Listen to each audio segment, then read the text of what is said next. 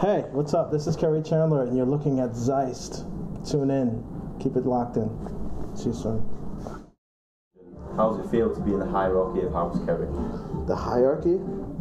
Honest to God, I was looking at a picture of mine yesterday, and I was 17 years old, and I must have been rail thin, like seriously, like little kid, and I was behind a piano, and I looked at myself and I said, I would have never guessed in a million years this is what I'd still be doing at 42. And it was just like, it's like I'm thinking to myself, where the hell did the time go? So as far as in hierarchy, I really don't even know. I'll just continue what I kept doing since I was that young. So it's kind of odd for me to even think of myself in that way. It's just like I look at it as I'm going and I'm having fun with a bunch of friends of mine playing records, and it feels no different than I was when I was a 17-year-old. So many genres have come and gone. Why do you think house is still so prominent today? I feel that when there's dance music, people are always going to want to dance. You know, that's what it is. It's really dance music, and it's one of those things where I feel, no matter where I've gone, anywhere around the world, it's just, you don't need any lyrics to it, you just have a feel. And I think that's why it's been around for so long. It's a very honest music. It helps you look inward, and I guess that's why it's deep. I mean, it makes you think. Especially if there's something that has content to it, like lyrics and things. It's just, you can tell immediately when something comes out that it's a part of, you know, what some person went through. It's a struggle in their music, and that just, it's no different to me than a jazz circuit, and that music is timeless. And that's what it feels like to me. You know, even if there are like some trends that happen with the more of the pop or mainstream, the underground stuff is always exactly what it is, and you can go back to that same record and remember exactly where you were and when you've been, and you like to reintroduce it to other people, and the younger generation go back and find it, and it just starts the cycle all over again. And I think that's why it's been around for so long. Seems to be a massive amount of new DJs springing up at the moment, as opposed to when you were starting out. What are your thoughts on this? Well, when I was a DJ, they barely had turntables. It wasn't a fashion statement. It wasn't a popular thing. It wasn't a trendy thing, really. You know, it's like we kind of broke even with just breaking records when we were all starting. I mean, now it's like super high paying and profile in magazines, and you know, they get celebrities coming out trying to DJ and all these other things.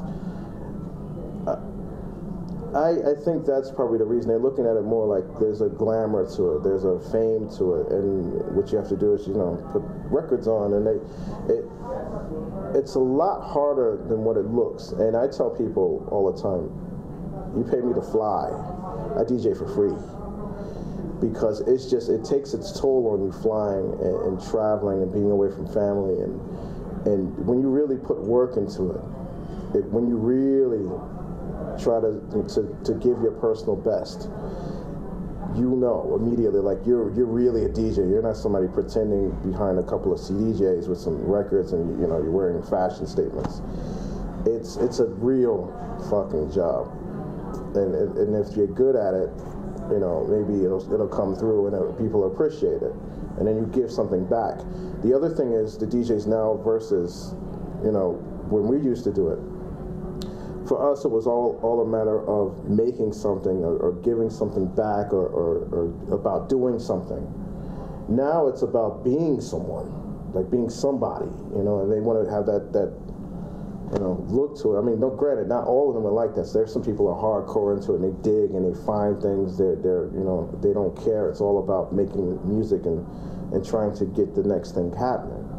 But I've noticed the reason it seems to become so popular, it's just like there's a guy going, you know, they want that, I don't know, I don't know, I can't say, maybe that Tiesto feel or something. There's a whole group of people they can, you know, have fun with and, you know, look glamorous or something and fly to Ibiza and be like, hey, I'm, you know, or champagne and, you know, no different than like a rap group or some shit. I have never been from that mold. I've always done it because I love what I do, and it's been a hell of a ride. I can honestly say, from when I was a kid, because my dad's a DJ, And that's how I got started in it. I used to stand on crates and they'd hand me records because I was too short to mix. I was just, they're just like, hey, Dad, give me. And that's how I got started. So it's always been with me. It's always been in my family. And if I'm like a junkie for it, I have to, And I said, the day that it feels like I don't want to DJ anymore, if it doesn't feel the same way it felt when I was 13 years old, I'm not going to do it anymore. I'll stop. I'll do something else. And that has never left me. The minute I go to a club and I go, oh shit, yeah, that's it. It feels like home to me.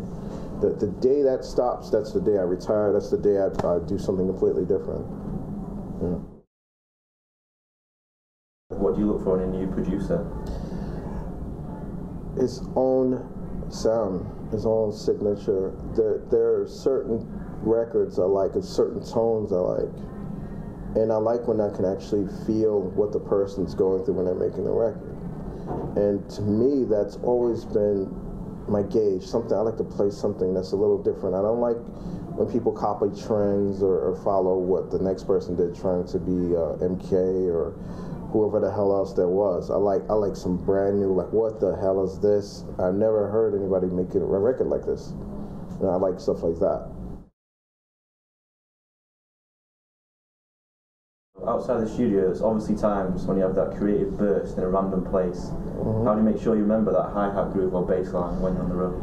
The funny thing is, my crackberry, I like calling it, I put down mental notes because I am that way. I try to remember a lot of things, but you just can't. So I kind of write myself footnotes or put things back in my computer, and like, I remember this, remember that, or I'll sing myself a bit of a melody or something.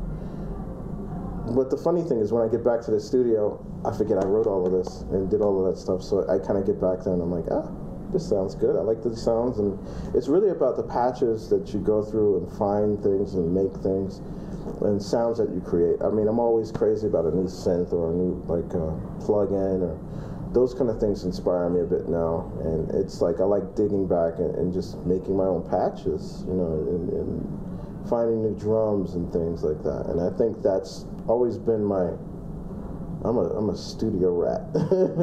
And I absolutely, I redesign everything that's in my place. I rebuild stuff to make it, do different things. It's almost like if I'm, I don't know, in a weird way, I kind of steampunk all my shit or something. So it's fun. It's like, to me, it's like, I like the process of the beginning all the way to the end, like even the machines that I DJ on, all the way to the end, where it comes out the speakers and you see people dance. The whole process to me, it's been, I don't know, it's just a language to me, and I love trying to translate everything over.